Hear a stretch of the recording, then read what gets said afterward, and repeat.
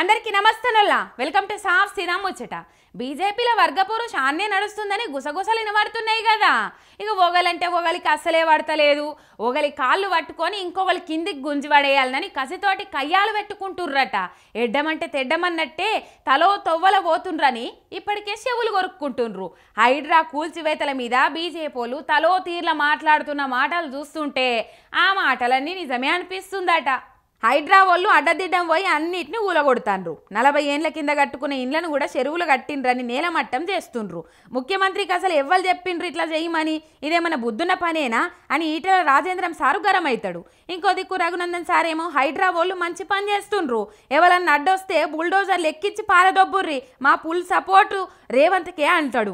అటు బండి సంజయ్ గారు కూడా హైడ్రా వాళ్ళు కూలగొట్టి మంచి పని చేస్తుండ్రని అంటాడు. ఇటు హైదరాబాద్ లీడర్లేమో చల్ గిదేమన్నా నెత్తున్న పనేనా అని పనులు కొరుకుతాండ్రు. ఇక ఇట్లా ఒక్క పార్టీ లీడర్లే తలో మాట మాట్లాడుతుండే వరకు వీళ్ళ దాంట్లో వీళ్ళకే పొసుగుతలేదని అర్థమవుతోంది. అయినా ముందు నుంచి కొంతమంది బీజేపీ లీడర్లు సీఎం రేవంత్ తోటి లోపాయికారి ఒప్పందం మాట్లాడుకొని మా పుల్లు సపోర్టు మీకే అని రాయబారాలు నడిపిస్తుండ్రని చాలా మంది చెవులు కొరుక్కుంటున్న ముచ్చట్నేనాయే. గాదోస్తాన్ తోటే రఘునందన్ రావు గారు అసంటోళ్ళు హైడ్రాను పొగుడుతుండ్రు.